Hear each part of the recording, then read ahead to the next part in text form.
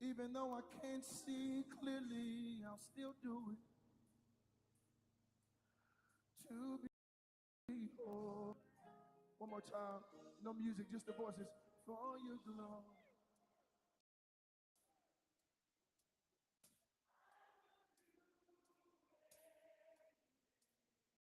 Because of this truth, I want to see you, to behold you as. One more time, for your glory. I will do it. I want to see you.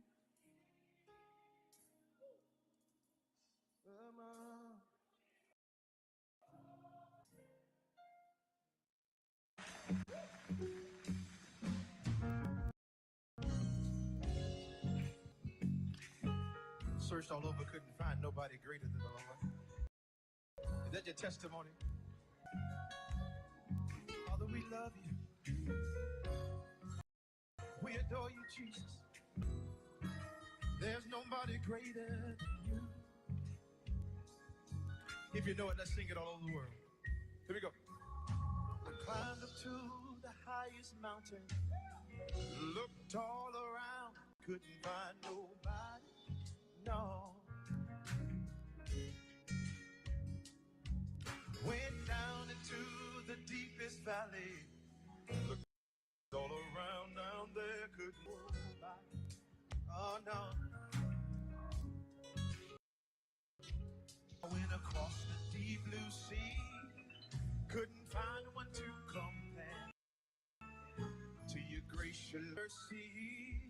There's nobody greater than you, yeah.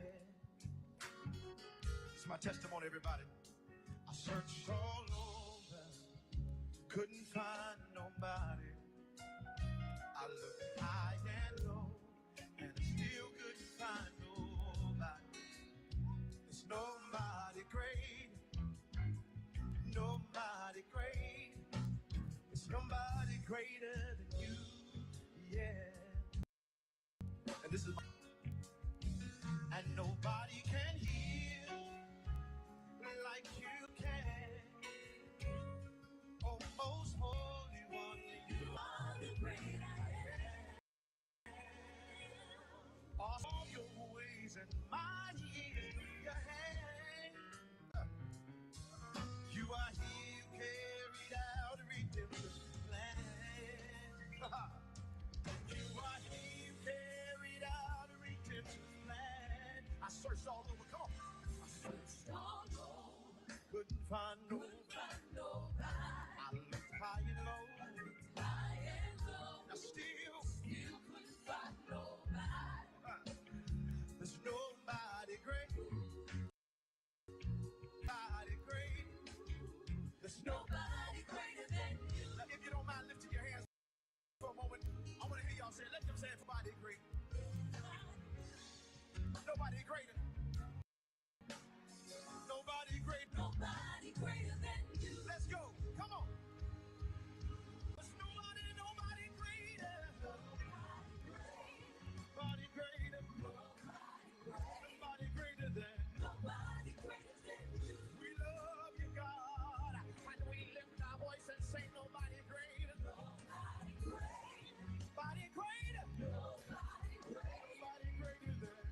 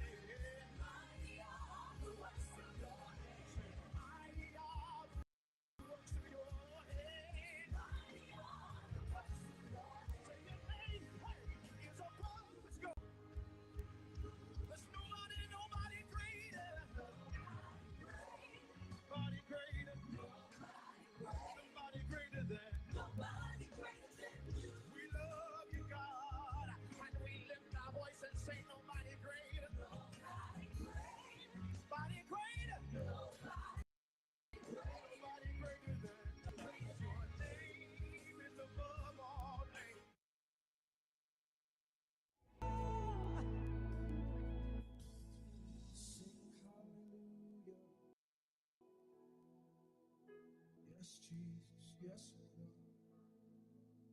And we'll dance in your presence.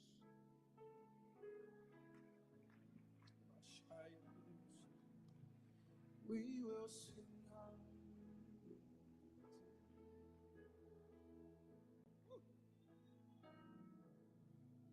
Yes, we'll dance in your presence.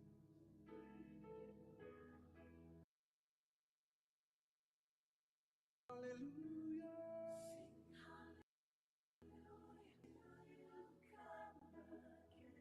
Let's go.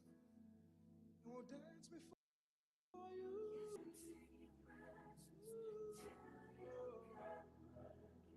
Let's go. We are waiting for your return. Oh, yeah. Oh, yeah. And we'll dance before. Yeah. Yeah. We will sing hallelujah. Yeah. Yeah, Jesus. Oh, we'll dance before the King. Yes, Lord. We won't hold anything back, God. We will sing hallelujah. Yeah. Yeah. And we'll dance. Oh,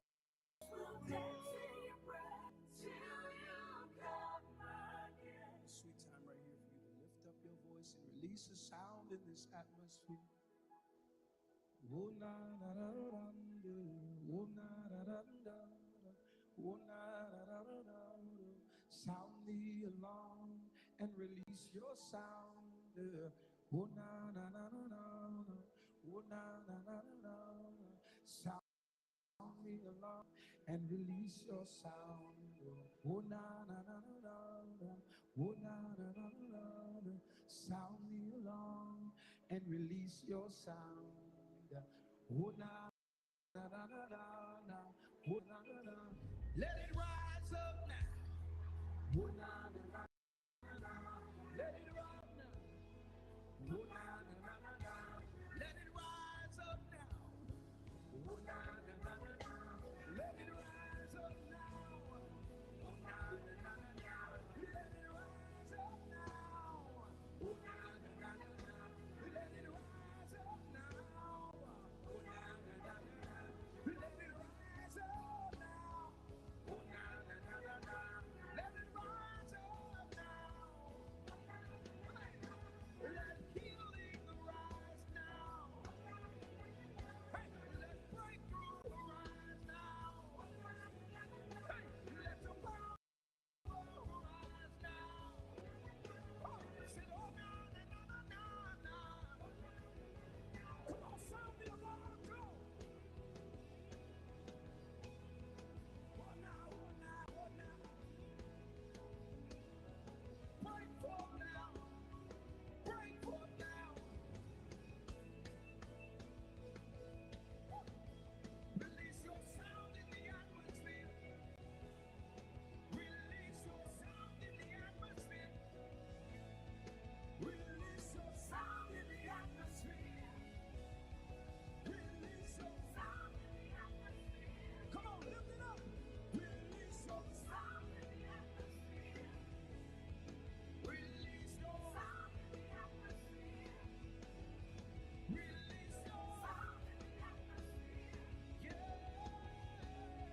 Sound in the atmosphere. Yeah. Yeah. Release your sound in the atmosphere. Release your sound in the atmosphere. Come on, shift the atmosphere. Release your sound in the atmosphere. Release it now. Release it now. Sound in the atmosphere. Let it come from your belly. Release your sound in the atmosphere. Release your sound in the atmosphere. We're ready for change. We're ready for change. Sound in the atmosphere. Yeah. Sound in the atmosphere.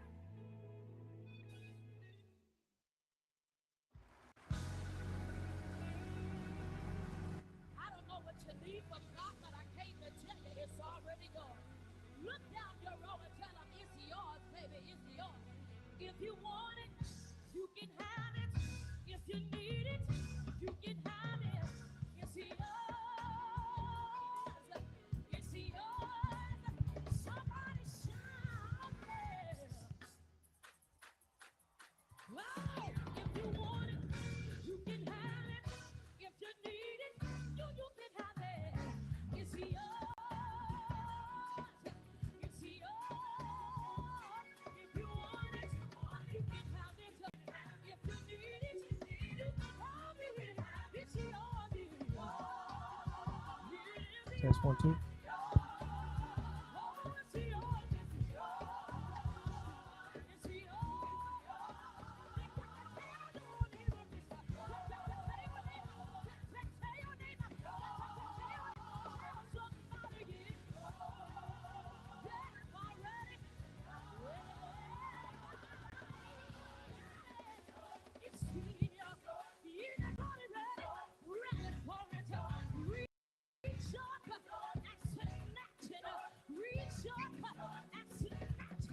Don't be ashamed. Don't be ashamed. To get your breakthrough. Restoration. Restoration. It's here tonight. You better get it. Get your peace. Get your help. Get your ministry. Get your land. Now, you get ready to prophesy to your neighbor. Lay your hands on their shoulder and tell them this shit. We're coming out. We're coming out. We're coming out. We're coming out. We're coming. Yes, we are. Yes, we are. We're coming out. We are calling you. Tell somebody. Breakthrough. Breakthrough. Breakthrough. Sickness. Breakthrough.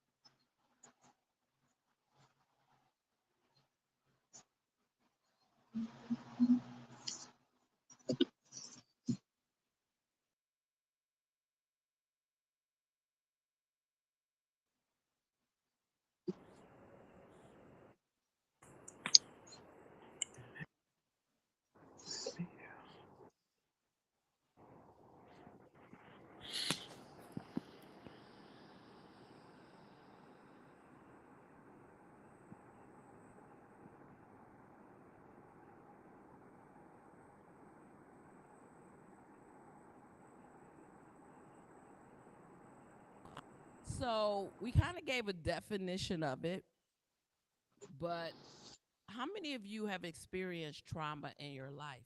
A show of hands. Yeah. Okay. So you got something. How can you transfer trauma? Come on up to the mic.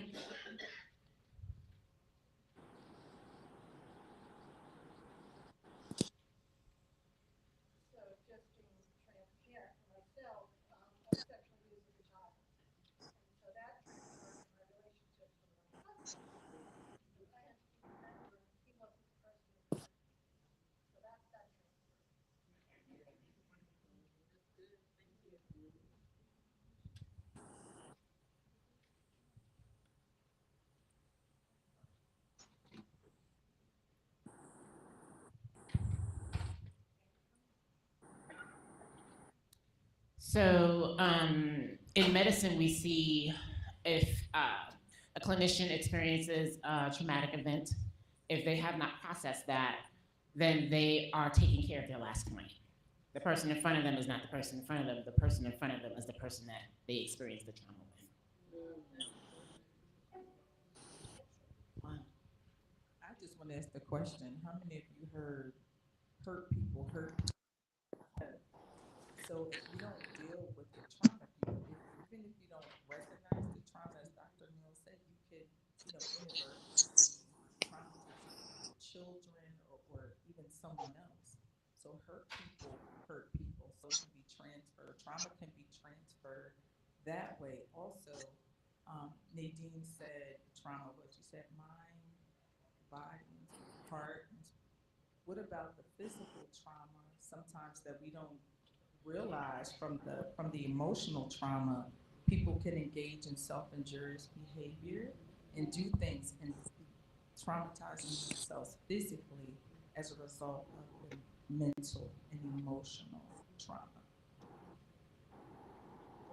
I was going to say basically what she was saying too is that sometimes when you are abused as a child, you can abuse your own children, and it becomes like a generational curse that gets passed down from one generation to the next.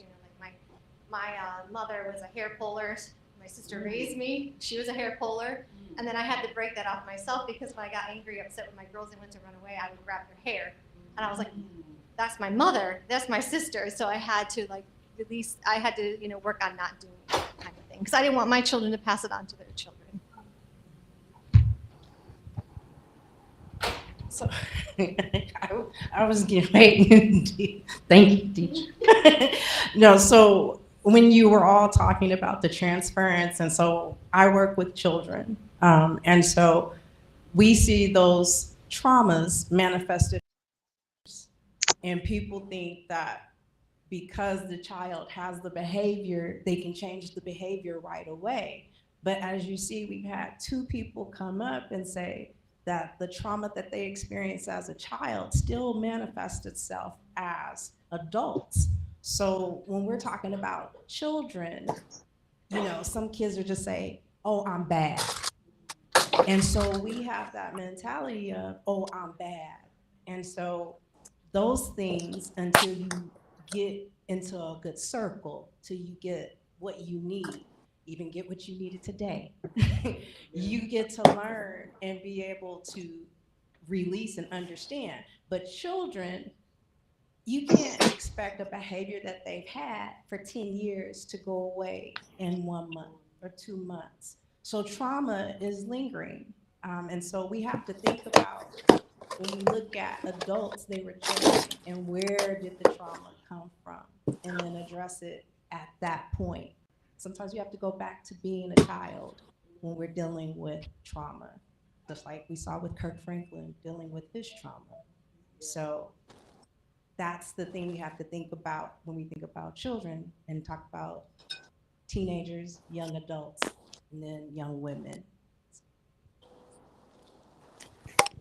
And I would just like to say that something that was life changing for me was finding out what trauma was.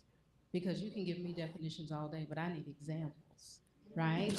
And so whenever I had to hide in a closet and with my little cousins because my aunt told us to hide there while my uncle beat her. That was traumatic. If you were bullied, that's traumatic. Have you ever been on a job with a really toxic person that gets you to the point where you're stressed to go in? That's a form of trauma. You know, we think it's the big things. We think it's of the rape and the accidents and things like that, which it is, and the abuse. Oh, it absolutely is. But did you know caregiving can be traumatic? Whenever you sit down and watch somebody that you love pass away, that's hard. Okay? And so I want you all to am I missing anything? Did I miss what else is on the list? Right? So whenever we think about that, I want you guys to expand your definition of it and be willing to be open to finding out, have I experienced maybe some traumas that as a woman we just said, oh, that just happened, we push it under the rug, and what do? Keep on going. Right? Keep moving. I remember telling somebody one time, I said, oh, I'm good with grief. I don't know, it's something about me. I just get over it quick until it came back to get me because the body keeps score. Okay? Great.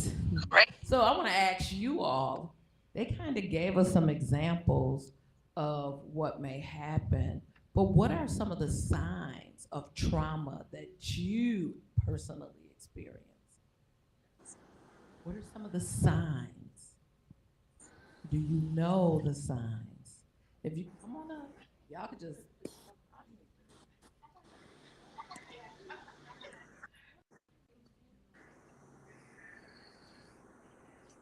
What are some of the signs of trauma?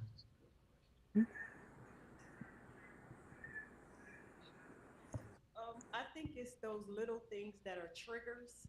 Um, it could be the simplest thing, but nobody else understands. But for you, it's a trigger. And it could be the smallest thing to everybody else, but to you, it's major. As far as when I first came to my church, my pastor voice sounds like my teacher that abused me. So I struggled with authority with her. So every time she, tried to say things to me, I always, because I was that little girl trying to fight back. But it was my pastor. So I had to really go into deliverance, saying, she's not her. She's not her. So, and then I had to do a lot to get through that fifth grade teacher. And that's what made me a teacher today because of her. And I promised myself I would never let a child struggle. Um, I would protect children to the end, advocate for children. And because of that trauma, Something kind of a negative and something that turned into be a positive. List, I guess. You become people pleasers. You can become very anxious, fearful. You can. She talked about triggers. You become angry and defensive. If I feel like somebody's coming against me and rejecting me, I automatically go to the place of defense, and so but I don't realize I'm doing it in the moment. It's almost like this learned behavior you have. That's how you protect yourself, and then so it's still working on deliverance in that. But that's one of the things I struggle with is I get in my emotions first. Oh, you said that, or I get or as I lash back out. But hair loss, chronic stomach pains, migraines. There's a whole list.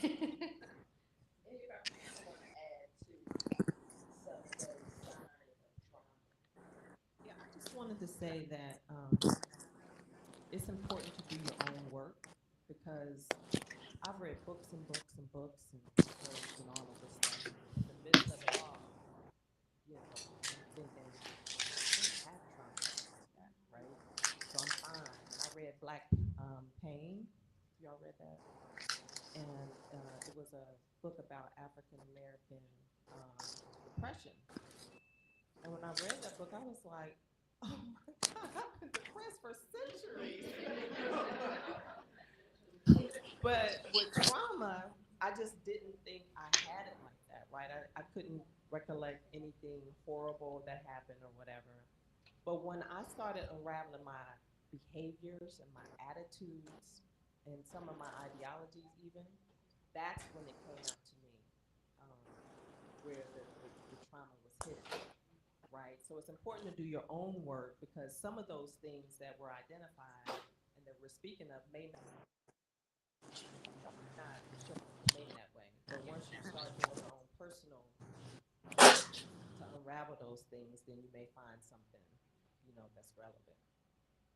And I was just going to add to what you were saying. I think we, and someone else mentioned it, that we as women have a tendency to keep moving, and we start suppressing, all the different things that, we don't see it as trauma, like Deidre said, but it is trauma. And there's an assessment that we do with children, and when I read it, I said, this happened to me, this happened to me, and then I scored high. And I actually have the assessment. I'll give it to Dr. J. And I scored high as an adult because I'm reflecting back on things that I thought were natural in my childhood. But when I looked at this test, this inventory that I did, I scored above 10. And I'm like, wow, I didn't realize, because I'm pressing, but I saw my mother press. I saw my grandmother press. So it's kind of like that generational, I don't want to say it's a curse, but it's something that we've passed on to where we're working and pushing. And like we're not taking care of ourselves. And like Dr. Ram said, manifested through our bodies. And so why do you think women have, especially women of color, have so many issues with our health? And so I know for me, I shut down. That when I experienced trauma, I shut down. So, but I would definitely give that test, and I have it with me, to Dr. J. Let me just say this, just to add one more thing to it, and Dr. Renee, we were talking about this earlier. I'll just say this, sometimes you don't know what you don't know. So it's important to try to figure it out, just to, look and find out what's going on with you. And then remember, sometimes the abnormal seems normal.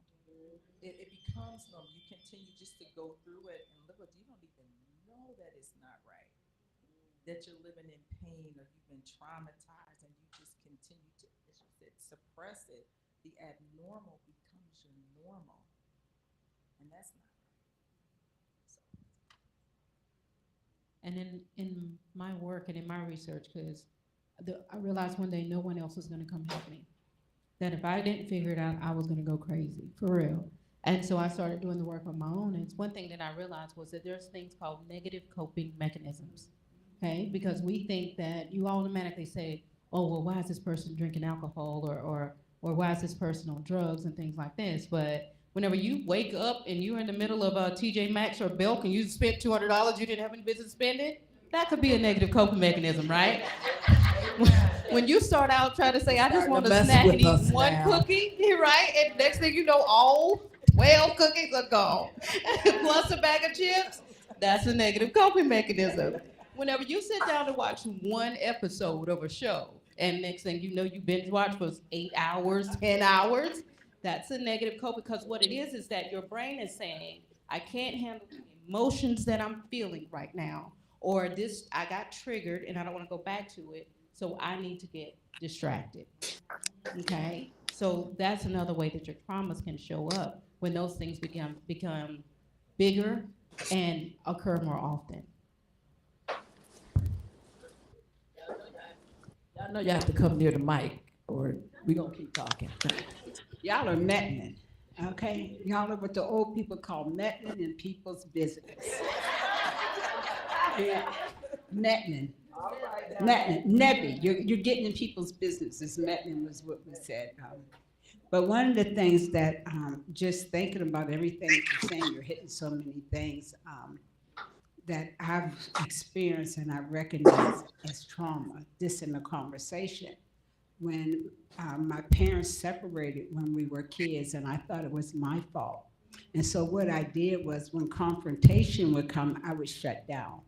And I found out that through my life in my marriage, I thought that when things were starting to go bad, I would shut down. I wouldn't say anything because I thought that you would leave me because my parents left. And I find that Even now, I'm still dealing with that. With my kids, I shut down. And I'm like, when I know it's time for you to go, you're getting on my last nerve. I find that I'm having to find a way to talk to them without my tone changing. And so all the things that you're talking about, being molested as a kid, you people pleaser, those are all things that I've dealt with because of the upbringing. And so we really have to find a way. I'm trying to find a way to deal with my great grandkids so that they don't experience and go through some of the things that I did. So I'm glad y'all are meddling in a good way.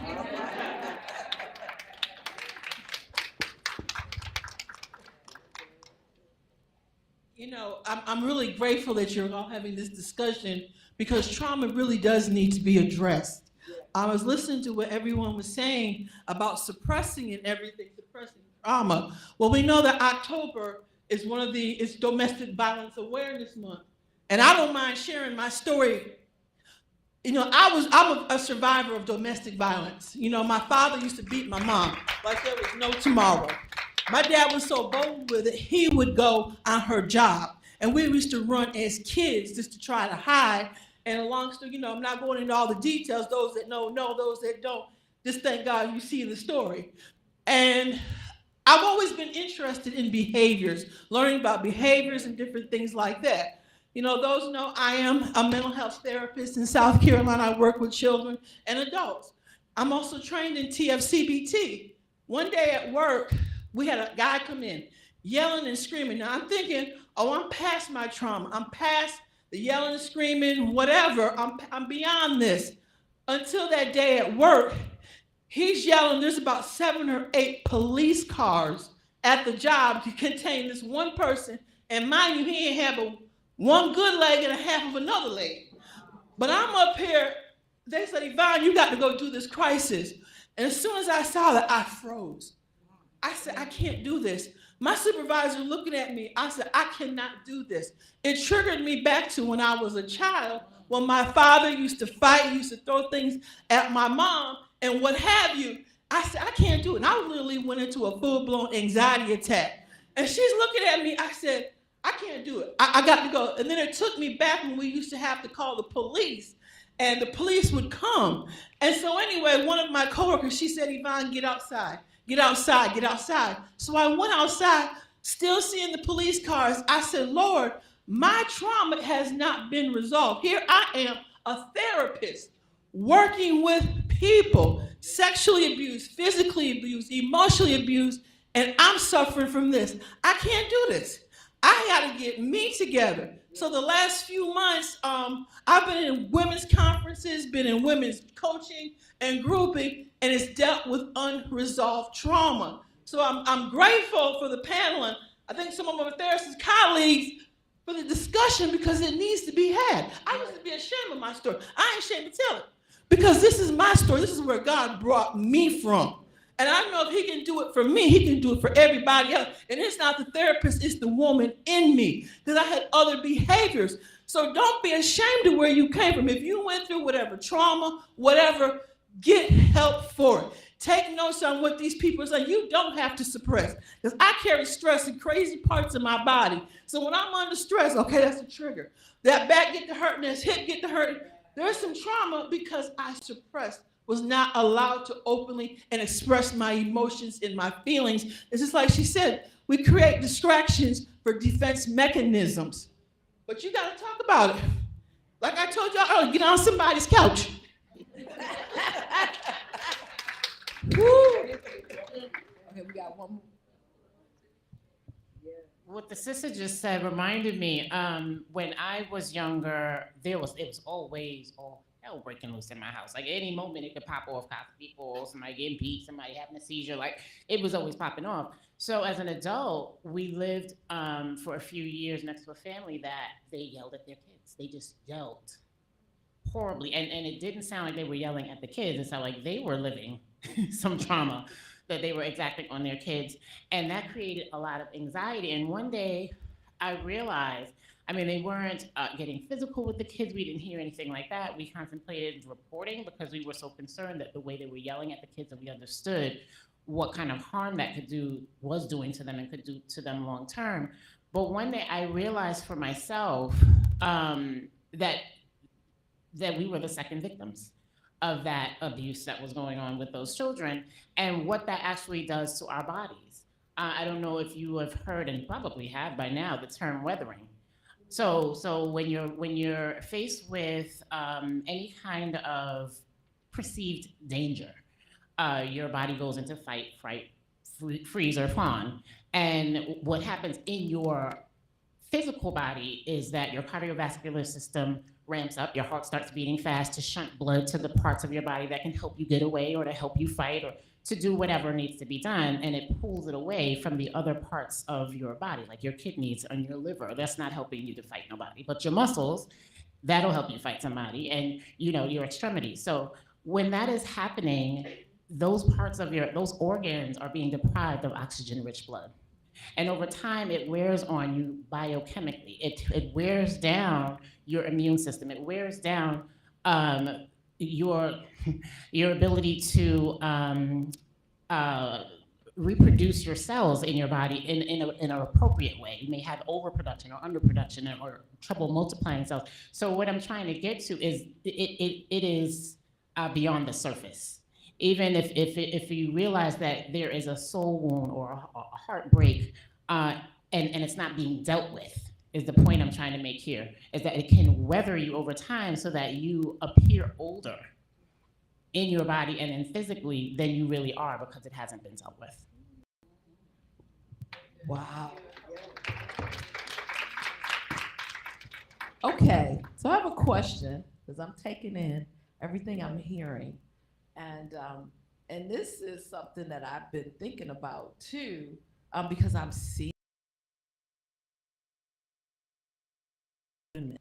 this. When you shut down, how does that look, and how does that affect the relationships that you're in?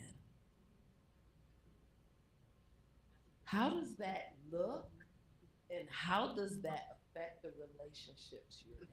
We're gonna put the panel on the hot seat.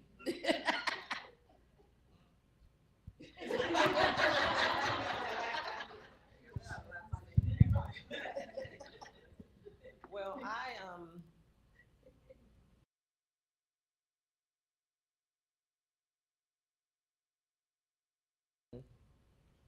event over months, and this is right when I joined the Ph.D. program in 2018. And I lost my parents 12 days apart. Then I lost my brother a month or two later. And then my great nephew was found hung in a tree. So it was all of these things, right? And then I had trauma at the school, whole another story. But when I went to the funeral, because I was really close to my mother, everybody was concerned about me. As I have 6 of my siblings were still alive, but everybody knew how close me and my mother were. So they were really concerned about me at the funeral. I did not shed a tear. I just couldn't, just wasn't in me to do. And I remember coming back to Atlanta, and my sister and I were living together at that time. And I went in the room, and I literally did not leave that room. I went to the bathroom, hardly ate, but I just couldn't, I physically, like I couldn't do nothing. When I say shut down, it was mental, but it was also physical, where I just was it. And I remember praying and saying, God, if you don't pull me out of this, I'm done. I just don't have it in me to get out of it. And that's when I really got into a routine of praying and meditating and just spending time with him. And he revealed my story to me.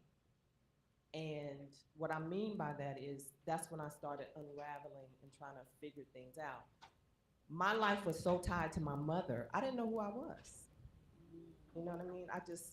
I didn't know who I was anymore. So he started revealing my story to me, which is really what I'm trying to do, you know, in all the work that I do for people, is we have to start being counterintuitive. And I'm gonna change that word because Dr. J this morning talked about discernment, right?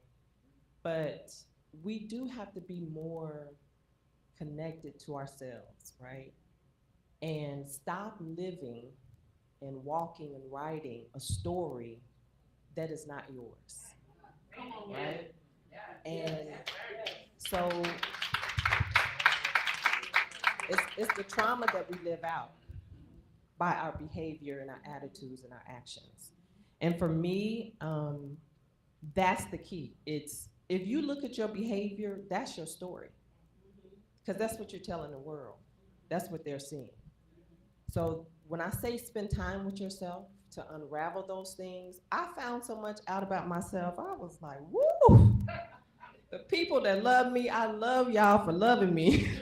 Because boy, and even working with people, you know, who think they have it all together, right? And you talk about unconscious bias and all of that, and people are like, I don't have any bias. I have a bridge to sell you in Brooklyn, if you believe that, right? Because we all have ugly ways, whether you want to admit it or not, right? So you trying to hide it is not hiding it from the people that see it every day. So, you know, just try to spend time with yourself to rewrite your story, the story that God has for you, right? That the road that He's trying to put you on, that pathway. And the trauma, not that it will go away, but you will learn how to work through it. And one last thing I'll say is discipline, when you say that word to people, oftentimes it's a negative. But your discipline will lead you to freedom in everything you do, right? So have the discipline to spend that valuable time with yourself, right? So that you can get to the end, which is freedom of whatever it is that's constraining you.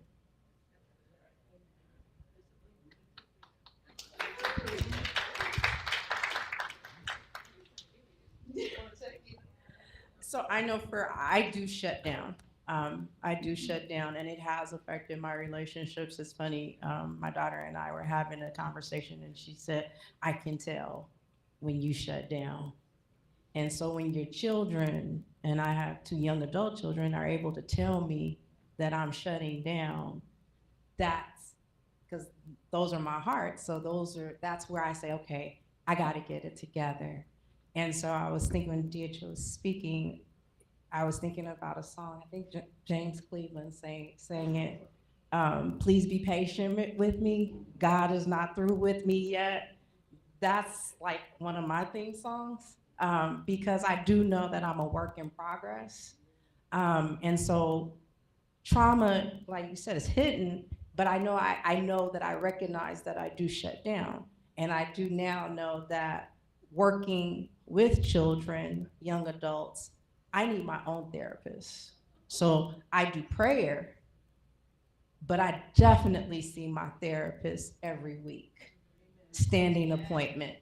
And I know for some of us, it's kind of frowned upon. Oh, we shouldn't see therapy, we shouldn't do that. But sometimes you need someone outside of your circle in order to give you some kind of insight. So you know, I have my prayer warriors, my mother. I know folks that are praying, Jeanette, you know, folks up here. I know they're praying for me, but then I also have that clinical perspective because, like I said, I'm a work in progress, and I still feel like God is not through with me yet. So I have trauma, but I know that I'm working on it. So it's not like I have to be this perfect person. Nobody's perfect. But I know that I do shut down. But when your children tell you, I see you shut down, it hits a little different. So I will say that. I guess I have a question. Is shutting down a bad thing? sometimes we're so busy running from the trauma and running from the problems and the issues of life that we wear ourselves out. Sometimes we gotta take a time out and take time to shut down, to decompress, or figure out what's going on, or just catch your breath because we're too busy running. Some of us just busy ourselves. You can be busy and not making progress. You can be running and not getting anywhere. And so I asked the question, is it wrong to shut down? Should we be asking, why are you shutting down? Can we start there? Yeah. Yeah. Why? That's a good place. Come on. And I was going to, as we have people coming up, on the other side, I think we're going to get some questions regarding why people shut down. But the why, I think everybody need to take a break mentally. Someone was sharing, it was just good to be here in a room by themselves, just because no one is calling on you, no one needs you, especially when you're married and you have children and whatever you're doing, people are constantly calling on you. The shutting down, and I'm gonna speak from the perspective of people shutting down relational. And a lot of times the shutdown is because they're dealing with a spirit of rejection. And so their shutdown look like, I'm not gonna talk to you for months. Versus saying, I'm upset or I'm dealing with something, I just need a break. They just cut you out of like done. And you're like, wait, what happened? And so coming from that place, what it does from the person that is being shut down on, it becomes very hurtful. It becomes abuse after you do it so many times. It really is abusive because we can use our words. If you need a break, just say, I need a break. It's not against you, or yeah, I'm struggling with you right now. Just give me some time. And I've had to learn that in my personal relationship, my marriage, where I'm the type of person that, okay, let's talk about it.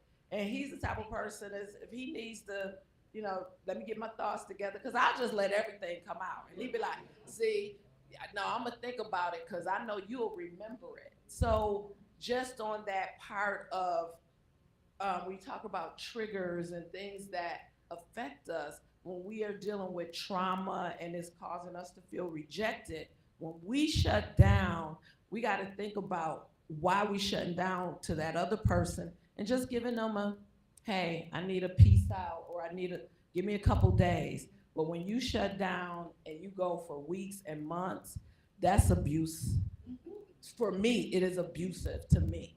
So anyway, that was my I was thinking about the shutdown. I think that what I was thinking is why, like you said, why are you shutting down? And then once you're shutting down, what are you doing with that shutdown? Are you coming back out with the same type of mindset that you went in with?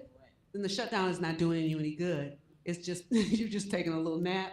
But if you're gonna proceed forward, acting and doing the same things without a new mindset, the work has not been done. So you will never get past trauma. I think trauma, after you've dealt with trauma, it might be something that, I think it shouldn't always ruin your life. It'll just be something in the past where if you deal with it properly and you get a new mindset, if we deal with it properly, if I deal with it properly, with a new mindset, with the mindset of my Father God, then I can move forward in life. And when some of those same things come, if I come and see them with a new mindset, then I can deal with them with my new mindset. There'll be different responses for me. Yeah, there was something else I was thinking, but yeah. Well, come on. I definitely agree with you. I mean, every time you turn around, that's your excuse. You shutting down because I got to deal with me. That's your escape away from dealing with reality and dealing with people who you may continue to hurt. That's your excuse, because some people do that. I can't talk to you right now. I'm shut down. And then you come out and you're the same person. You never change. I think it wasn't it Albert Einstein said you keep doing the same thing over and over and expecting a different result. What is that? That's insanity. At some point, you're gonna see the manifestation of insanity on people. And we see it. We see it. You know, so I think that for me, you know, sometimes I have to shut down. I'm a compassionate, I said that yesterday, a passionate person. I care. If I love you and I care about you, I love hard. And there's some witnesses in the room. I will give you anything and everything. And sometimes I give so much. I'm tired. I travel a lot. I'm overseas. I'm everywhere. And sometimes I forget about me. I'm praying with people. I'm interceding with people. I'm addressing, you know, issues. I got this happening and that happening. And I'm like, I feel like I'm microwaving with God, like quick, pop, you know, put popcorn in the microwave. And I feel like that's what I'm doing with God. And it's like, he doesn't deserve that. He deserves quality time and quality care and attention. So sometimes I have to shut down, or I'm dealing with things that has nothing to do with anybody, but it has everything to do with me, but because other people have their own insecurities.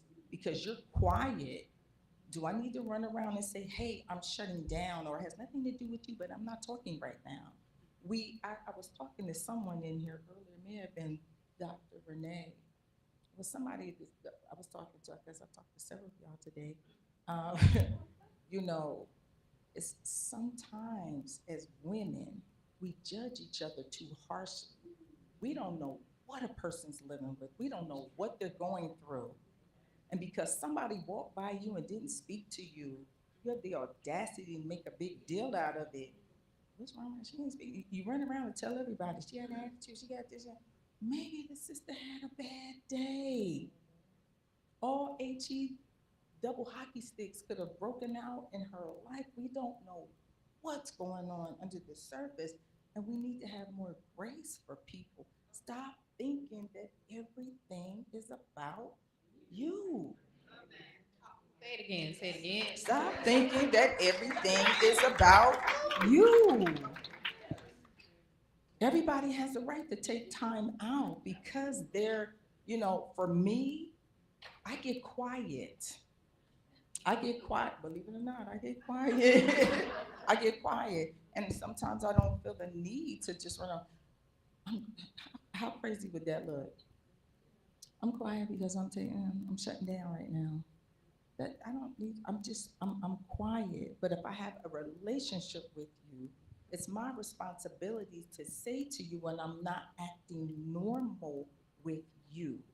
If I normally would see you and respond to you in a certain way, and I'm not doing that, that's not fair to you. And it's my responsibility, because I love you and I care about you, to tell you, give me some time, sis. It has nothing to do with you. Just pray for me. I'm just going through some things. I just need a time out. So that's all. In my experience with shutting down, it's been, you know, I can't process these big emotions. And that's what I really find, like with myself and then working with other individuals, they can't process. That means when I shut down, and it's also a form of anxiety, I can't talk about how I feel in this moment. I just got to shut down. I can't express it, because it's gonna put me in a place of vulnerability where I can't tell people I'm gonna be judged, I'm gonna be felt this way.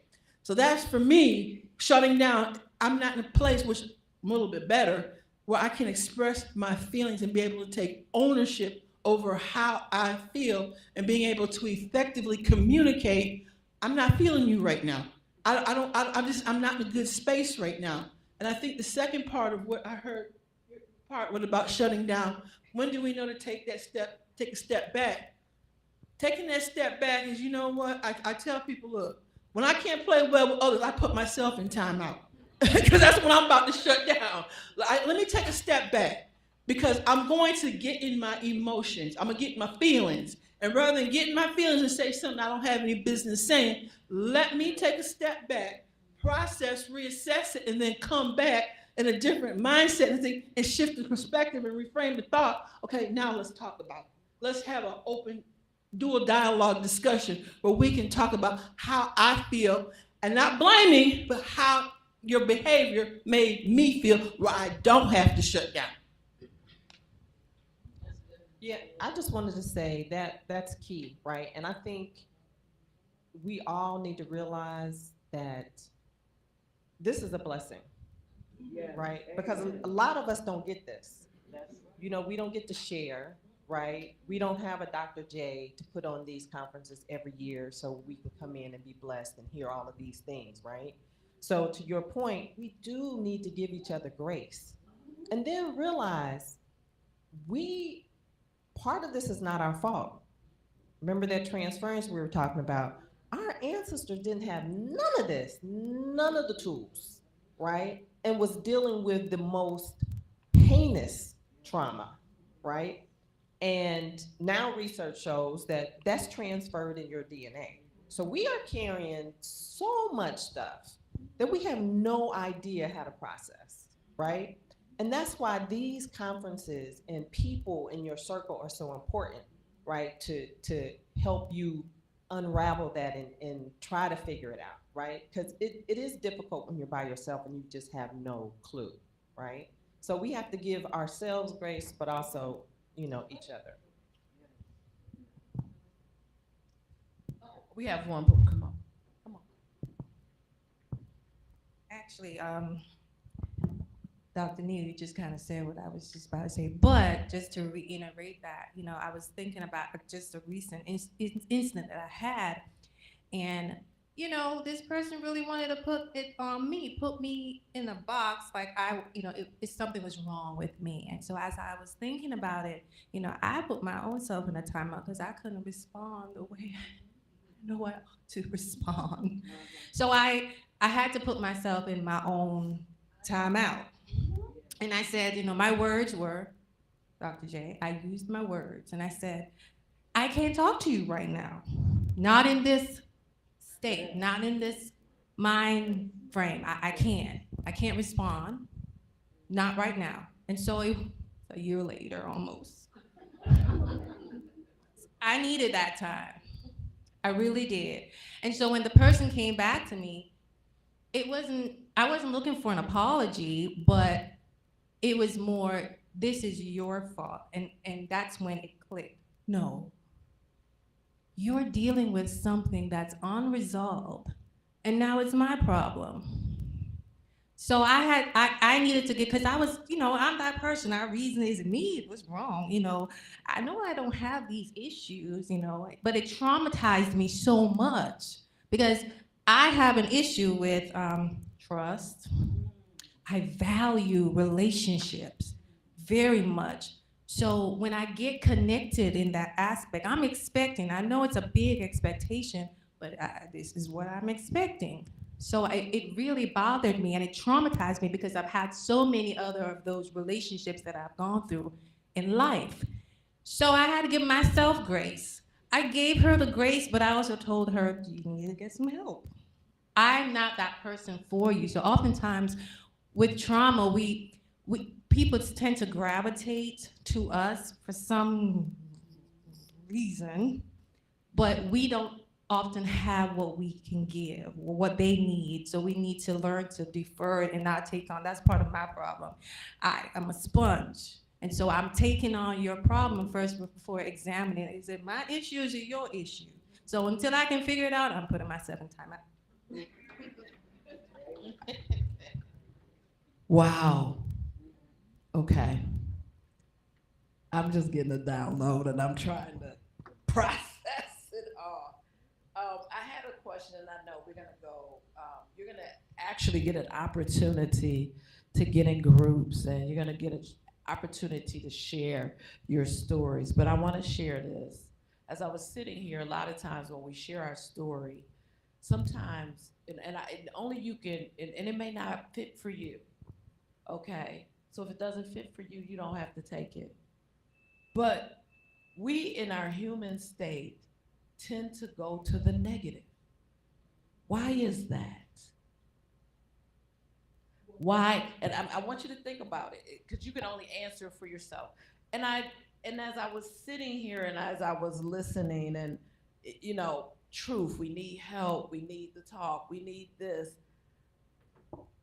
But a couple things that was said by our panelists and from you all was really the source, the help is number one, knowing who you are and whose you are.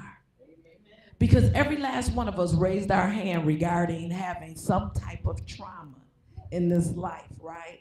I don't think there's anyone in the world, even if you looked at them and you saw that they were a multimillionaire, that they did not have any trauma. So we're going to have that. Is how do we move forward? How do we do that?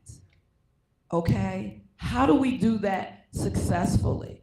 And Denise said something and it hit me. Like she said, well, some people gravitate to us. Well, there's two things. They're gonna either gravitate to you because number one, the enemy knows that is a trigger for you and will keep you distracted. Or maybe it's the Holy Spirit trying to help you get delivered.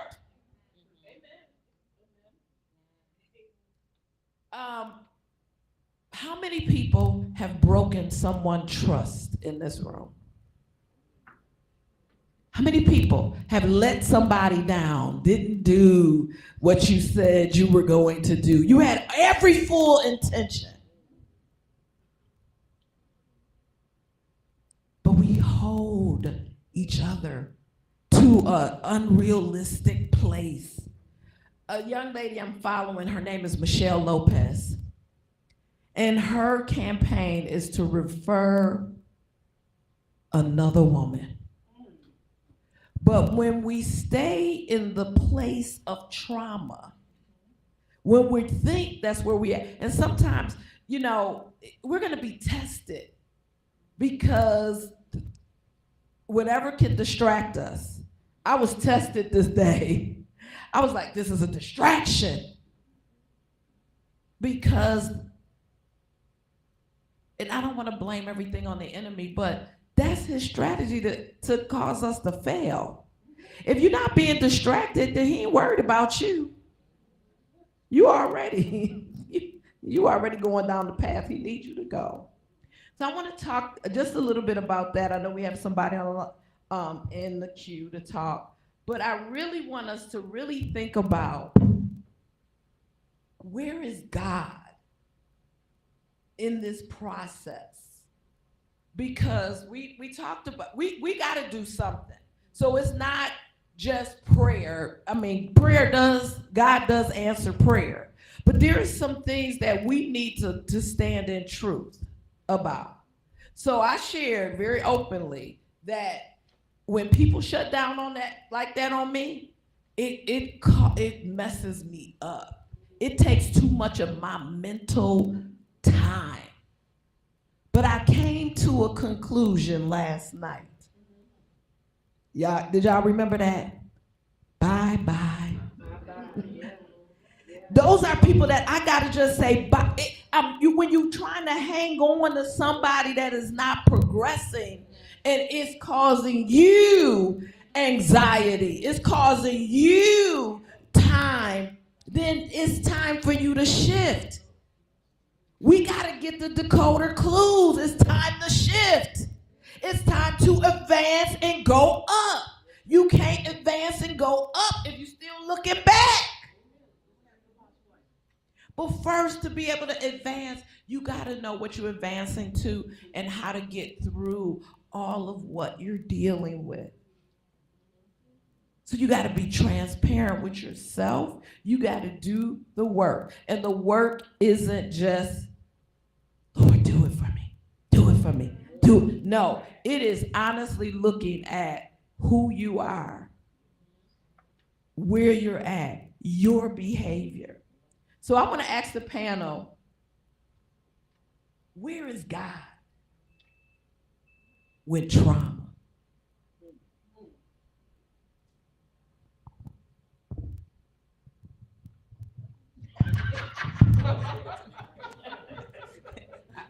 honestly, I think God is wherever you have him. If he's in the equation, then he's in the equation. If you haven't invited him in, he's not there.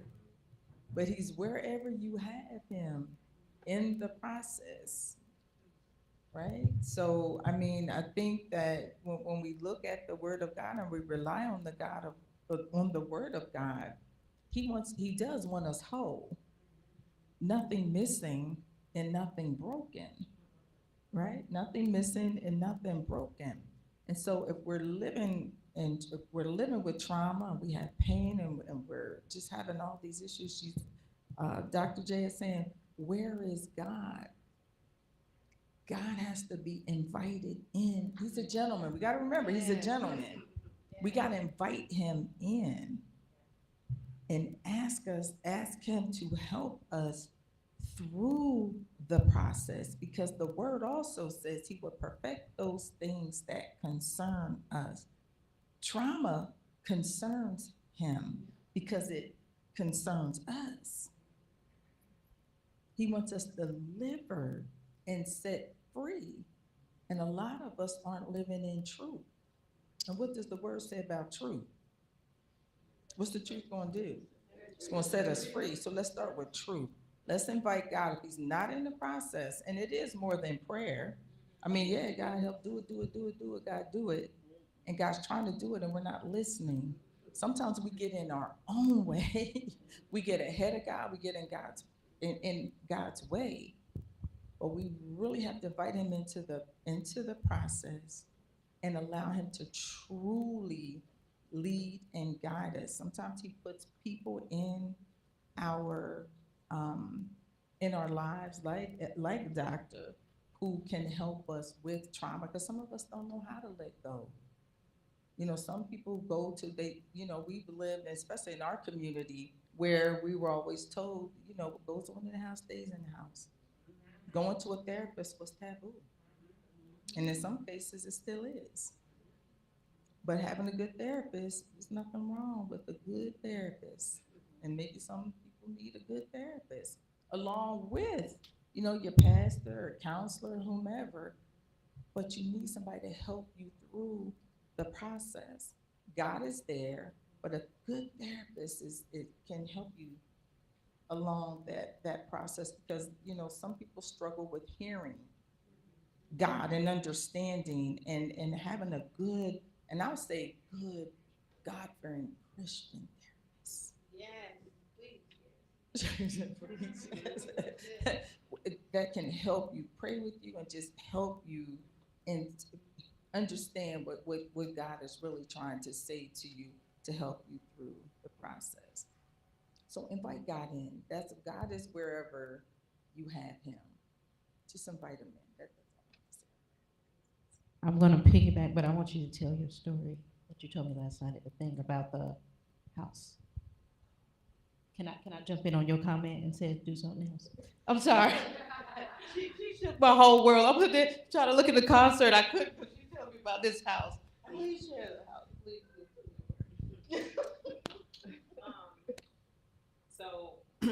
So I have a book coming out in December, but part of that is, thank you.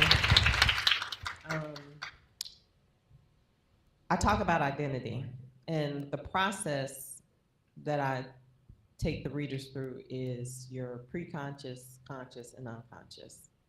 And I equate that to a house. And so your attic is your pre-conscious, your living area is the conscious, and then the basement is the unconscious. And the whole theme around it is, I need you to go into the basement. I need you to go into those deep, dark, unwanted spaces, right? To unravel trauma and those behaviors, where they came from, where the anchorings are, so we can heal. So the discipline of doing that, right, of doing the work, will lead you to that freedom, right, to be free. Freedom doesn't mean it's gone, right, but it gives you, yes, yeah. And thank you. No, it's okay. That was good, wasn't it, y'all? I was like, I need to go in the basement. But I wanted to answer the question of where is God in trauma, and for me, he was right here. And I realized always, right, God was my hero. And I wear this shirt, I am my hero, because that's when I found me, right? Him and me. And so that caused me to realize that I'm my own hero. Because I've done the work and I continue to do the work, right, on me, right? So I don't know if I would have been able to get past where I was without digging into him and his word. So that was key for me. And again, it shows up and it's manifested in people in different ways. But for me, I had to see him in me in order to get out of that situation I was in. I want to, I love that. And the reason why I love that part is, where is God in it? I love what Dr. Duffy said. I love what you said, because we have to invite him into the process, right? And I love that, because I know for me, whenever and I was telling you this last night, during this program that we were in for the doctoral degree, the Lord just chose that this was a time in my life to let all of the mess that was in the basement flood the living room. And it was in the attic. I was up in the attic on the bookshelf like this, right?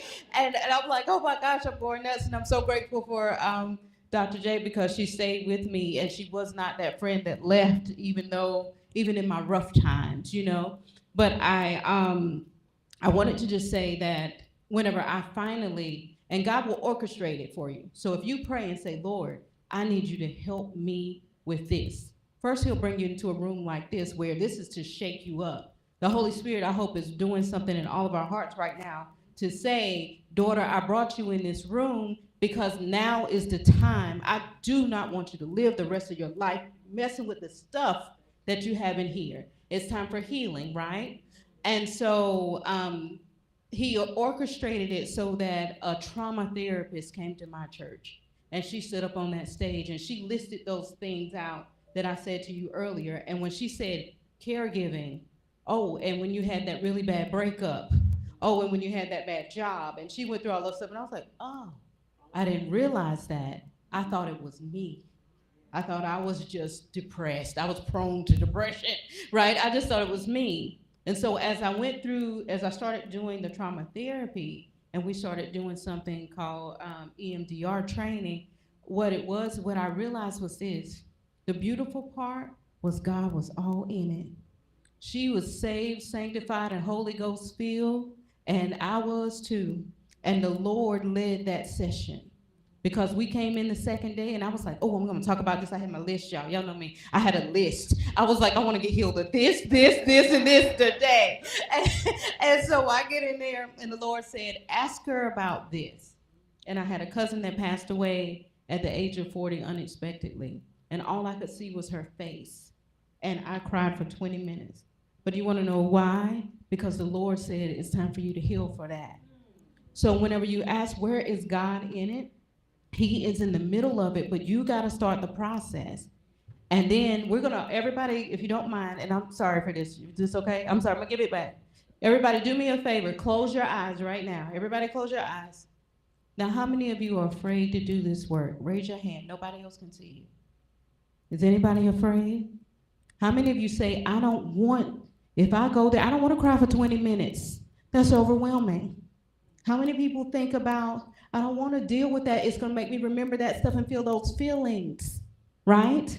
You can put your hands down and open your eyes back up.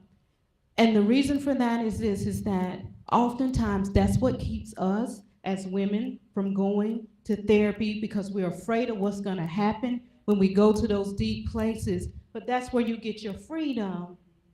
And so it's worth the work. And God will be in it. And he comforted me. It was like all three of us was in there. Actually, all four of us was in there. It was Jesus and the Holy Ghost and me and God and the therapist, right? All five of us, we were all up in it. We were doing it because we had to do this work. And when I left, I've never felt that way before in my life. And so we want that for you all. So trust God in the process.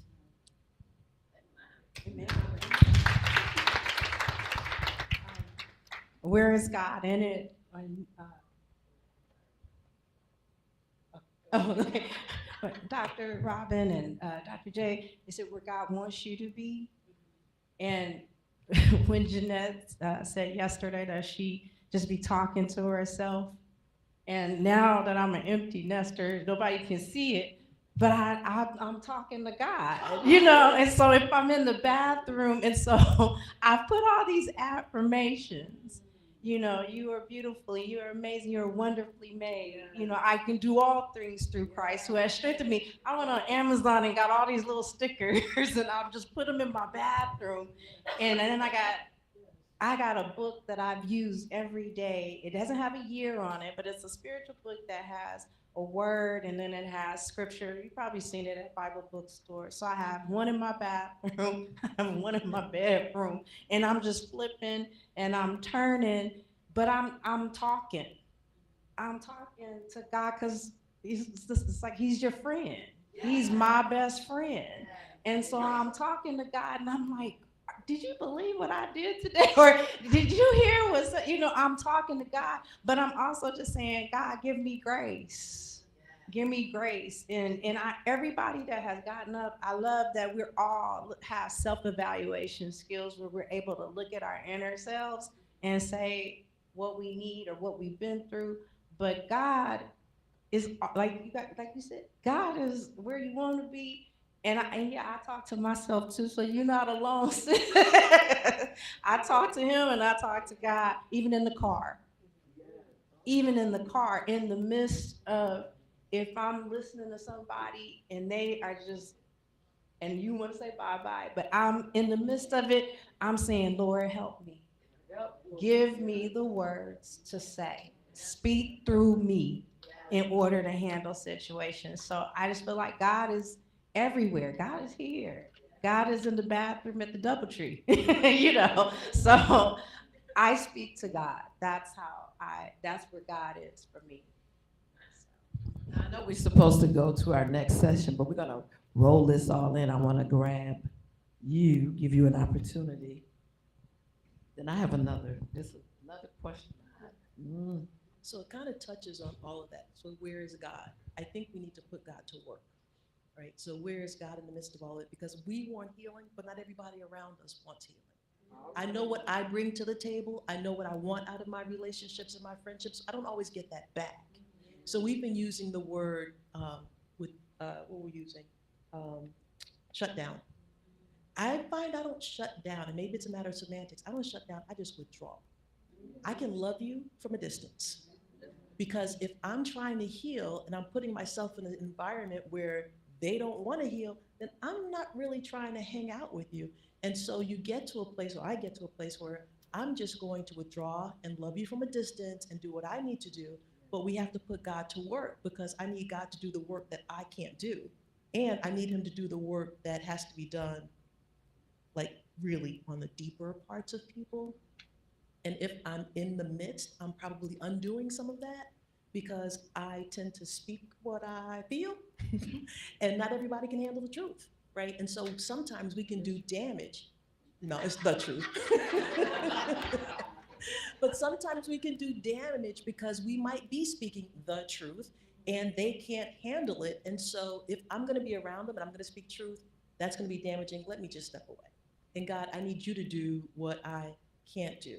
And when those, and it's praying for reconciliation, it's praying for restoration, praying that they be healed of their trauma or their past, or that their hearts be circumcised or made new.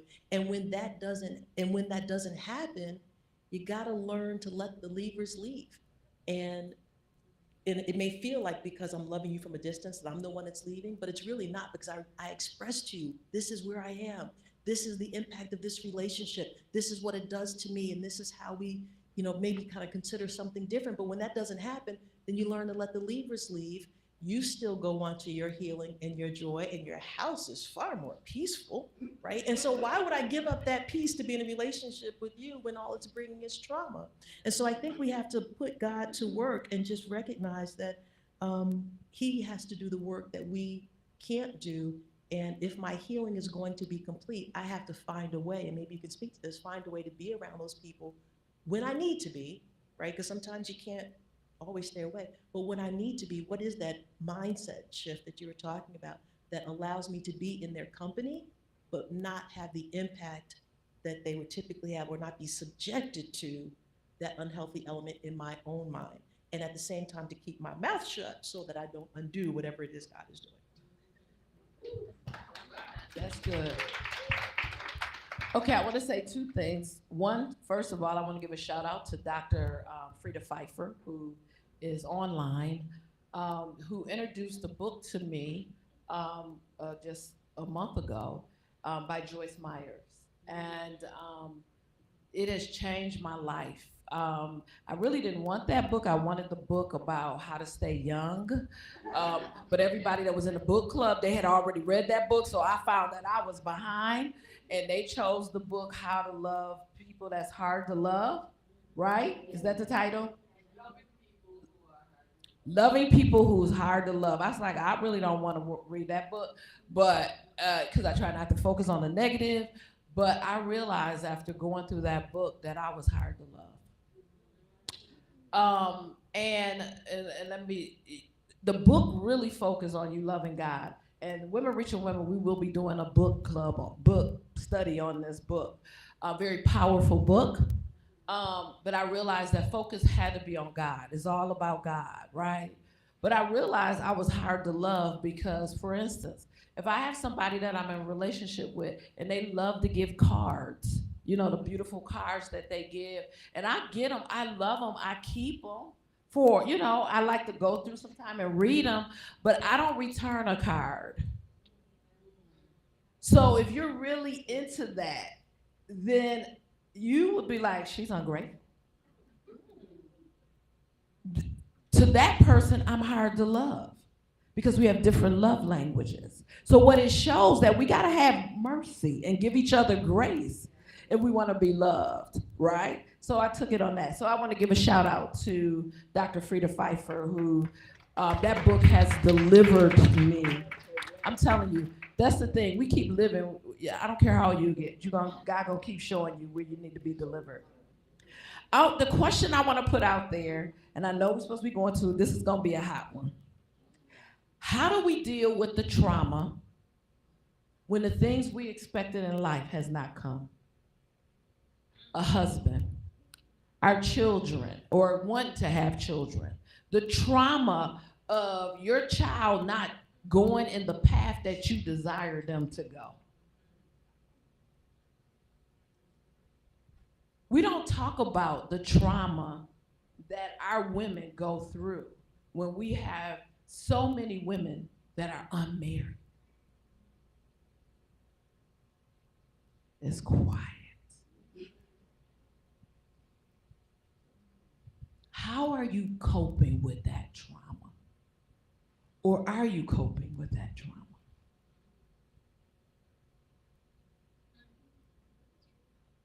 I feel the shift in this room.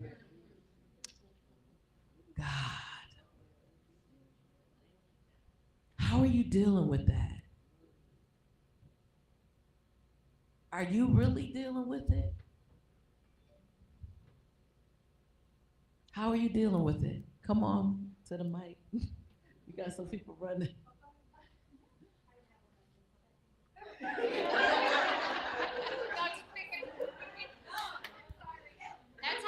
That's how I deal with stuff. Wait, before you, it's not a slam because we're gonna deal with this. Yes.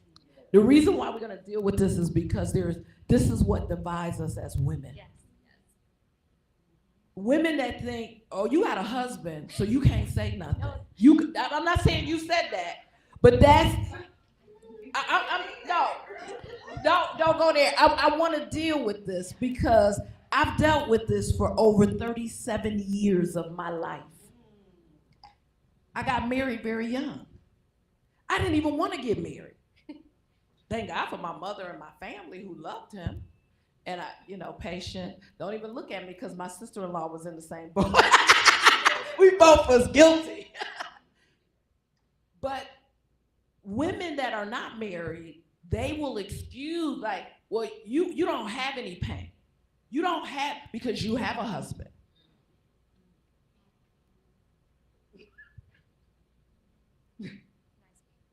Yeah. So I want to, or we have single women who say to other single women, well, at least you do have children. You have somebody to love. We put these like things on women to be like, well, you can't come to the party.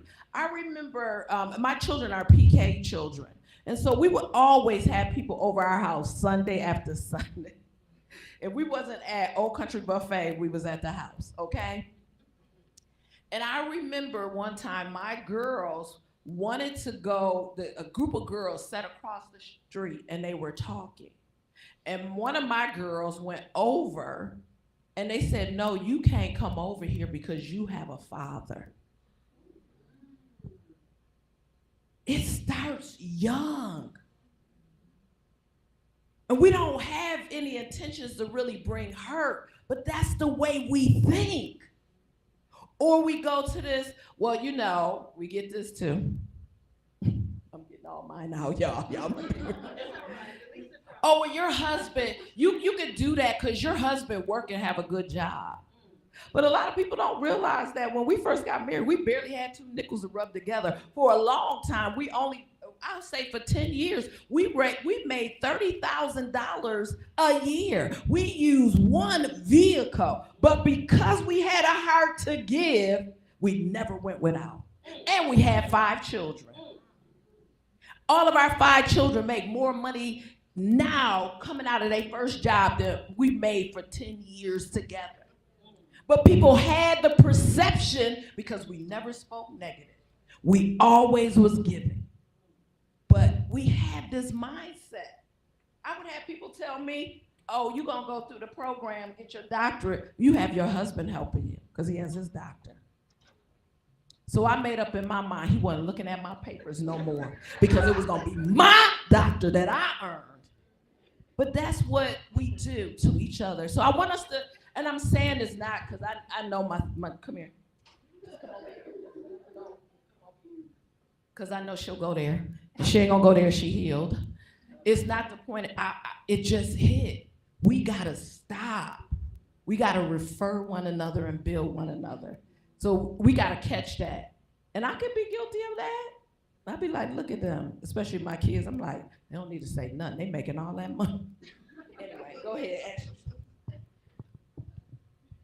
Yeah, I guess we all could be guilty of those type of things because like people would be like, oh, well, I lived a life of being like a single mom because my husband traveled or did different things. And I was sitting there going, but at least he's coming home.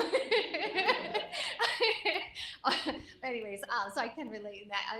And that's how I deal with things. I deal with everything with humor. When my father passed away, my father, we were estranged. It was a very traumatic, he wasn't a good person. And so my sisters and I are out there cracking jokes. That's how we dealt with it. We make humor out of trauma. And so what was the original question? I'm sorry. How do we deal with trauma when the things that we expected out of our lives don't manifest as quick as we want them or as we plan? Whether it's marriage, whether it's having children, whether it's, whatever it may be, or our children not being who we want them to be. I think that sometimes it can be denial, or we can go into self-blame and shut down, those type of things of shutting down. I have a habit of, I'd be like, I'm done peopling, I just need to go retreat somewhere and hide. And what it is I'm feeling depressed, I'm feeling overwhelmed, overstimulated. And I would draw into myself, and then I do realize that does hurt friendships and relationships. And so I'll force myself to call somebody or to text and say, how are you doing? And then live outside of myself versus, being that self-pity. But, I do have bouts of loneliness, really bad, and so sometimes I'm going to be very real and honest here. This is who I am. Sometimes I'm like, maybe I should just go out to the bar and get drunk and bring somebody home. at least that'll satisfy that loneliness for a while. I did enter into a relationship that was a long time with somebody I knew from high school, and they came into my life and they made it seem like they, may have that love story of that person coming back. And so I entered into a relationship with this person, and I thought that they were going to be the one, and I got my heart broke really bad. And so then it threw me back into that cycle of, I'm not good enough, or I'm not pretty enough, I'm not skinny enough, I'm not smart enough. And so I did go to counseling and dealing with that not being enough. But we end up kind of going into the self-pity, anger, bitterness at times. Some people do become very resentful. For me, it's humor, or I'm just like, you know what, I'm just better off by myself. I don't have to deal with a husband coming home and telling me I need to do the dishes. I don't want to do the dishes, I'm not going to do the dishes,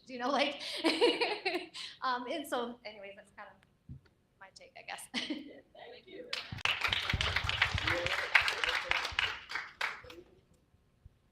So I have to say this disclaimer before I start speaking.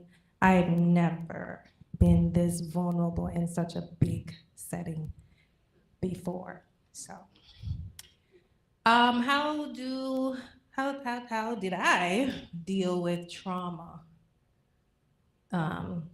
So I just celebrated my 20th wedding anniversary. So I'm not as old, young, however y'all think, but I did just celebrate my 20th anniversary, and 41, okay? I'm 41, y'all. Because I get that all the time. So for me, I was sitting here trying to figure out how am I gonna say all this in like 2 minutes? So I'm gonna be 2 minutes. So, and Mother, I'm gonna look at you so I can pull from you. I had to know who I was and who I am in God. And this is not for everyone. I think, Dr. J, you said something earlier. There's purpose behind everything we go through in life. It doesn't matter how small and how big it is. And so, I had an abusive dad, and I was sharing with Dr. Neal last night, Kirk Franklin, his music is what got me through. I grew up in the church. It's all I know. So God has been, still is, the center of everything that I do in my life, every area. So that's what took me through with my dad. Now, it hasn't changed. The relationship is still the same in terms of he is who he is. But my mindset, my heart towards him is not the same. But that came from knowing why. So I have to tie this back to, for those of you who don't know, I'm a functional nutrition consultant. So everything, when you use the word functional, it means holistic. I need to get to the root cause, the root of the matter of what it is. So I had to figure out what is this that I need to move forward with my dad. So move forward with that, past that. Now my marriage. 20 years. My husband, I was having this conversation with Trish a few days ago, and when we moved to Georgia, to the Atlanta side, I don't know why my husband asked me this question. I wasn't prepared, Dr. J. I didn't want to answer his question. We're laying at bed at night, and he says, I'm happy. And I said, okay. He says, I've always been happy. And I said, that's great. He says, well, what do you think? I said, I don't think you want my answer. And he pressed and pressed and pressed. And I said, because I'm a straight shooter. I give it to you just as it is. And finally, I said, I think it was about maybe 17, year 17. And I said, out of those 17 years, the last 3 has been my happiest. Now do the math. 14 years of trauma. And God, that's how did I get through it was finally, I had to say, okay, God, clearly there's purpose for this. Now, this is not for everybody because I'm not saying you're going to, take ownership and I want trauma. No, that's not what I'm saying. I'm saying is we all have a purpose and God has a divine purpose and he showed me mine. So yes, I'm married to my husband, but he was my assignment. And I had to bring that full circle. He was my assignment because oftentimes, and this is what he said, yes, he's your husband, but he belongs to me first. So it showed me how to pray. So that's when my prayer life developed. So how did I get through my trauma? Through praying. My prayer life cultivated, it grew, my faith in God grew. And so I prayed and I said, okay, God, he's yours, and I'm gonna lose my mind if I continue focusing on him. And I cannot tell you when. I cannot tell you when it shifted. All I know, I'm looking at my husband talking about me as his queen. I'm not lacking. I don't feel I'm not good enough. I don't feel I'm not pretty enough. Because I know I am. I know I am. I never grew up expecting or wanting someone to say, oh, you're pretty. It makes me very uncomfortable, by the way. It really does. But I wanted him to see me. But I never asked him to say those things. And to hear him say this to another woman in my presence, lifting me up. Do you know how 14 years I prayed and prayed and asked God to not the husband that I wanted, but the husband that he ought to be in God's eyes. And so 20 years. And to hear him use those words and say, I'm never the man I used to be. And I'm gonna say it again. I don't know when it happened. I just knew that God did it. It shifted. I can't tell you a date, but that's when you're so saturated in him and so focused on him that, hey, that's your problem, God. That's not mine. Because he's yours. And I know it sounds easy said it on. Did I have this mindset in the beginning? No. Right? I didn't. So I heard you said something to me, I think it was yesterday. They're such a beautiful couple. Perception, right? But this is just a tip of the iceberg. If you only knew the details of what it took. Okay, the tone changed.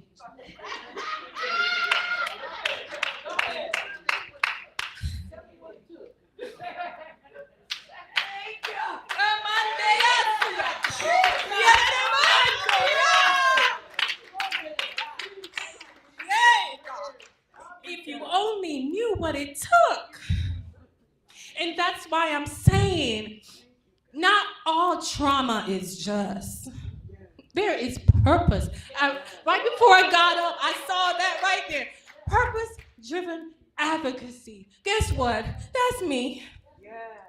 Purpose-driven advocacy, because I'm letting you know it can be done. Mm-hmm. It may take 14 years, but it can be done. Yes. But I could have checked out, right? And he asked me that, going back to the conversation, well, why did you stay? I couldn't even stay because I wanted to. Yes. Thank you. I couldn't even say that because the truth is, God said, this is where you stay. And I'm not saying that out of resentment. Trust and believe it. I love my husband. Love my husband. Love him. He is for me and I am for him. God showed it to me. So we have to find a way. Like I said, it's not going to happen overnight.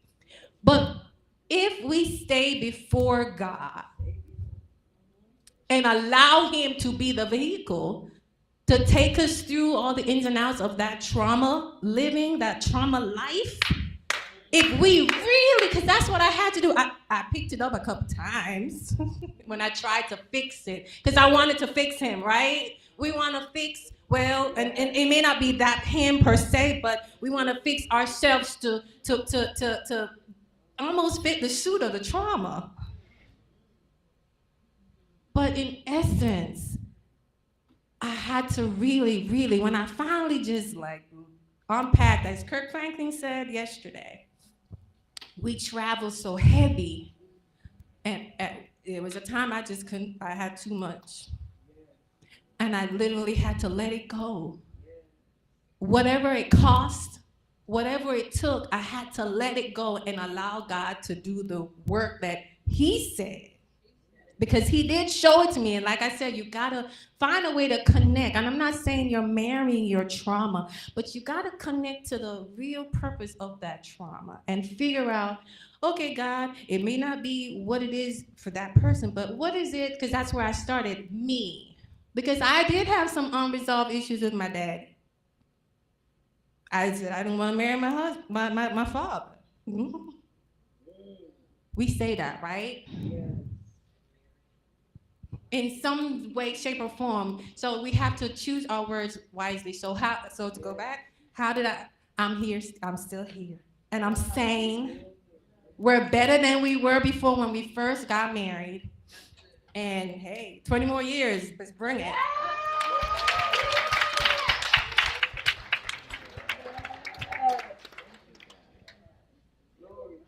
Did a Kojic 2 minutes. She said it, I did. And she expects me to come up here after that. But I just wanted to touch base on an onlooker, an outsider of a lady in waiting for that marriage to happen, waiting for that child to happen. I've dealt with a lot of friends and family that are ladies in waiting, and they've been waiting for a long time. And the point that I want to highlight is not adding to the trauma. Because we can easily say things that add to their trauma. Like, you ain't had no baby yet? You not married yet? When you gonna get married? You ain't got no boyfriend. You know, even down to my own oldest daughter, you know, I just really want to be in a relationship. I really want to know what it feels like to hold someone's hand, because she has high standards. And I'm grateful for that she has those high standards, because it could be a total different story. But I feel her longing and her want. But I want God to send who she's supposed to have and not rush. And sometimes that can take a long time because God's creating the perfect one just for her, just for that person. And sometimes it may take a little longer than it did for us. We had a sister in Germany, and she lived with her parents for a very long time. I think she was in her 50s when she got married. And oh, was she so excited about that. And her and her husband were just joyful and over elated with love for each other, because she waited for that perfect person that God had just for her. So my words of encouragement for us as onlookers to the ladies in waiting, let us not do that slip of the mouth and add to that trauma. Let us be considerate of the journey that they have to take with, losing a baby, waiting for that child to be birthed. We don't know how many miscarriages they may have had, waiting for that child to be birthed and waiting on that promise that God promised them. God promised them, but it's in His timing. And that journey they have to go through to get that is tremendous. And that just like, where you got the baby at? How? You know, like I want to cry right now because you don't know what I just went through a week ago. So let's be just a little bit more mindful of that lady in waiting.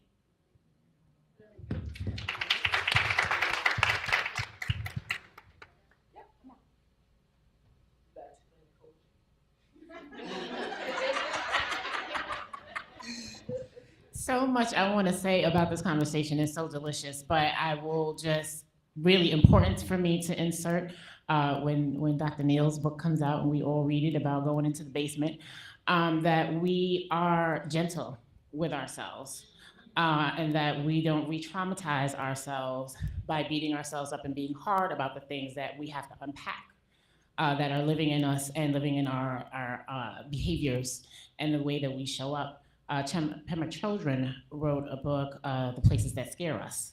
And it really talks about probably a little less about what Dr. Neal's gonna talk about, but more about having loving kindness and gentleness with ourselves and embracing and being okay with who we are right now. Even if we know, okay, I am completely traumatized and I need a lot of help, I'm okay with being in the realization that that's where I am right now and that I'm willing to push forward and willing to continue to heal myself. That's the powerful thing to take away from here is that we all have a journey. And our journey is gonna be different, but I think what Trish said is so important. Let's not add to the trauma. That's why I specifically have not continued to text my daughter-in-law and asking where she's at in delivery because she's ready. She don't care nothing about Grandma J wanting to be there, you know. So just being mindful, but also being mindful to be merciful toward ourselves. All right. Now I know we were gonna get a chance to share stories, but I see a sleep coming over y'all. I want to make sure you get some rest. Because we're gonna party tonight. We are going to party tonight. We have our psalmist coming, our musician coming. We have Shannon, one of our speakers coming, and we're going to celebrate. And I want you all to be bushy tail. Get some food, take a nap.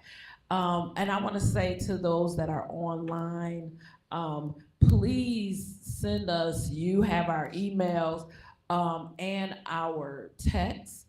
Send us your questions. We will get it to the doctors to respond. I think it's important in this season that you share your stories. One of the things that has happened, and I've been sharing this ever since we've been going, Women Reaching Women, we did a 12-day prayer in June. And one of the things of a result of that, I realized that the church, the organization of the church, have taken testimonies, service out. And what we're not hearing is the triumph. I understand that they testify about the, no, you just train people how to do it. But we would get up and testify about things that we didn't get yet. We were declaring things and we saw God do a work. And so I want us to have an opportunity, and hopefully we'll get that opportunity for us to share. I know a lot of you are like, I don't want to share. No, because we overcome by our testimony. And so, but we're gonna end it right here. Let's give it up for the doctors. You're gonna see more of the doctors are in online. You're gonna see us really just sharing from our expertise. Dr. Joppy has a book out, #1 seller on integrity. We all need some integrity in our lives.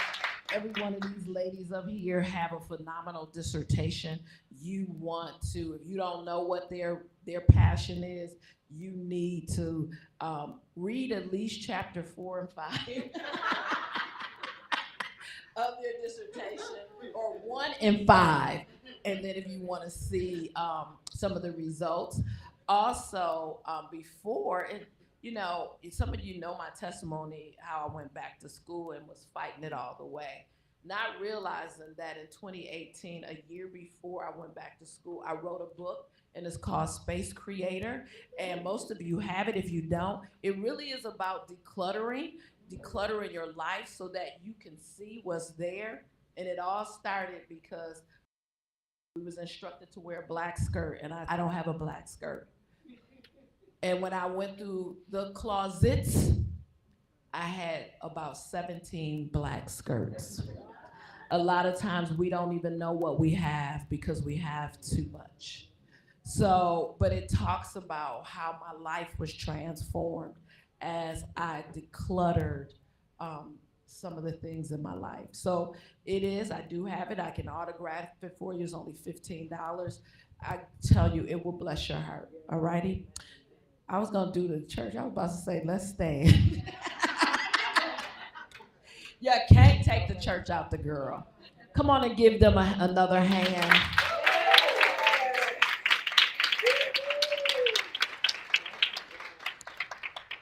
If you get some time and you go to dinner with someone, I want to encourage you to tell them something good. Tell them a good story of your life. I want you to tell them something good. It's okay. We bragging. Look, I got 5 miracle babies that 3 lying doctors told me I would never have children. I'm not just thankful for them, but I love them and I like them. And they have my back. One who is working was texting me, getting me in order, okay? So I'm grateful. Have a great break.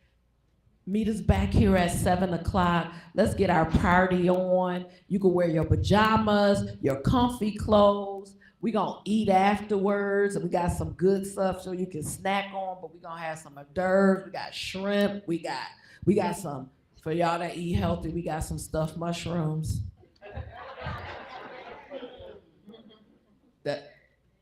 That's gonna be tonight after the after party. After the after party. So definitely join us, all righty? Make sure you connect with some. We see some new faces. Our general is in the house. Come on, our new faces in the house. Wave your hand like you just don't care. We have some faces over here. We have some faces over here. You all that have been here, I want y'all to go run back to them right now. Come on, run. Run to the new people. Run. Are you in? Look at that. I didn't tell y'all what to do. I just said run to them. Make sure y'all introduce yourselves and have a great break. We'll see y'all back here at 7 o'clock.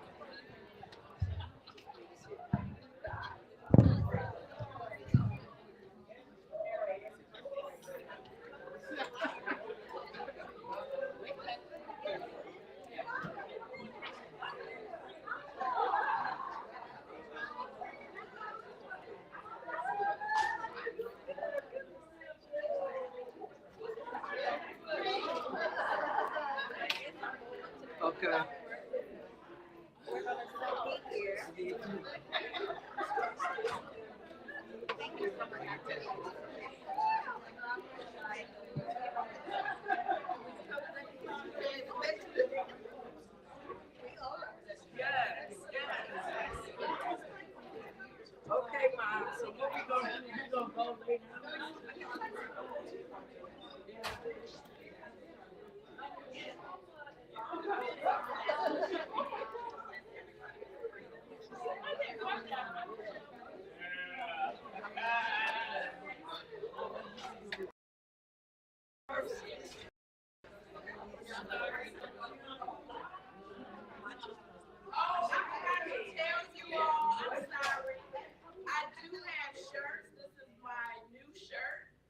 my consultant, and it says on the other side of trauma.